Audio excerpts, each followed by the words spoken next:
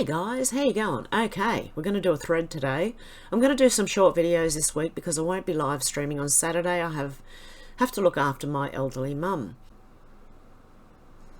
The cultural tutor, so obviously this is cultural, the danger of minimalist design and the death of detail, a short thread.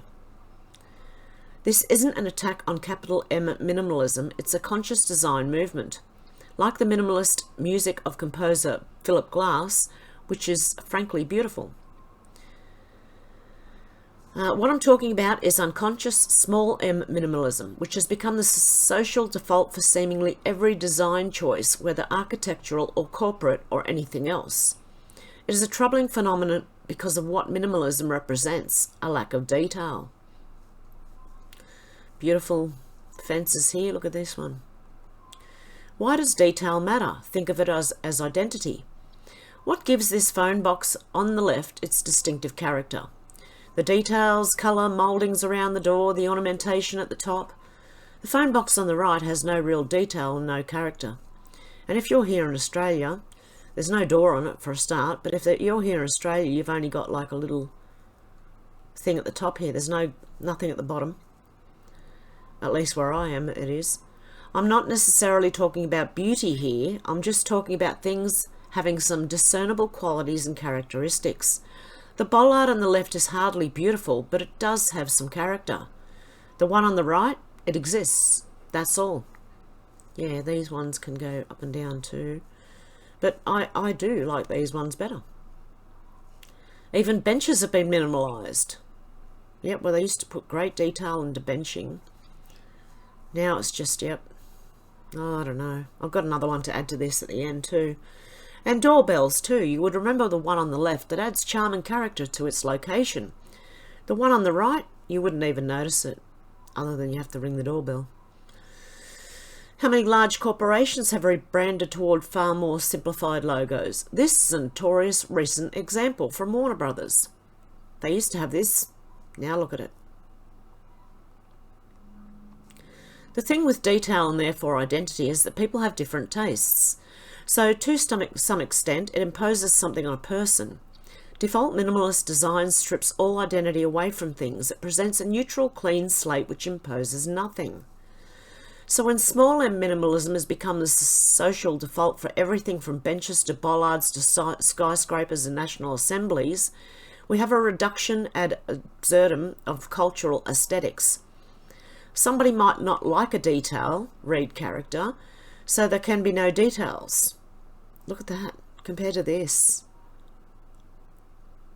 I find this warmer and more inviting than this. It is an IKEA bookcase world. Nothing wrong with IKEA bookcases necessarily, but when everything looks like one, well, you know, this used to be a bookcase. Now it's this. You'd be lucky to find a nice one.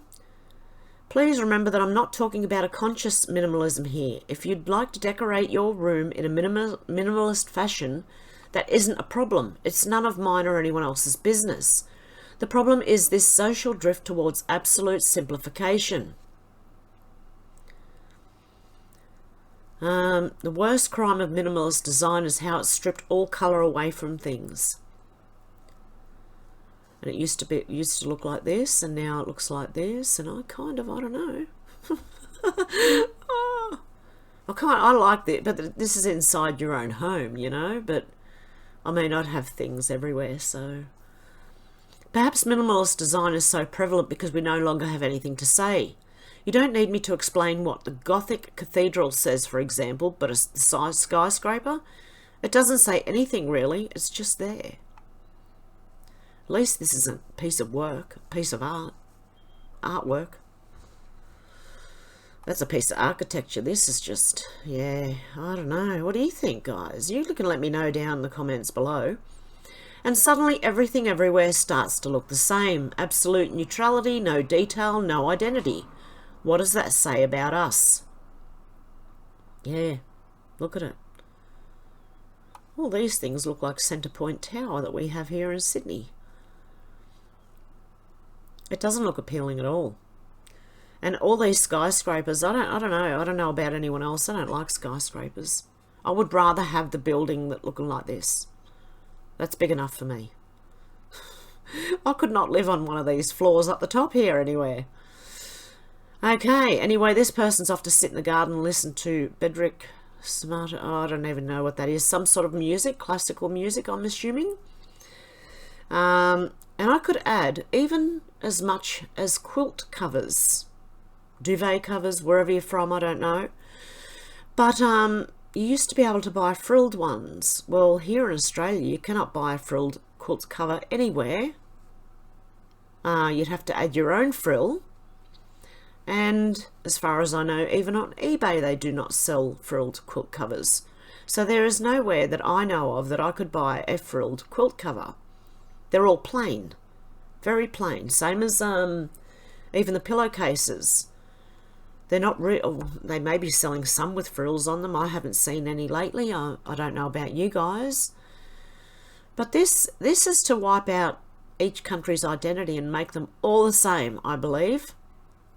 This is what the agenda is. And then if they can get you to do this, they can get you into 15-minute cities and just have everything plain. You'll never have any stimulation. Your brain doesn't have stimulation. You can let me know what you think about this down below anyway, guys. This is just a short video. I'll be doing a couple of others today. Hope you have a good morning, afternoon or evening, wherever you are. And I'll talk to you soon. Bye, guys.